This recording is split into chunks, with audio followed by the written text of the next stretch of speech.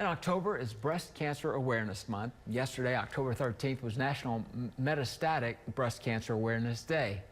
This whole month is a chance to show support for the more than 2 million people around the world who are diagnosed with the disease each year, according to breastcancer.org.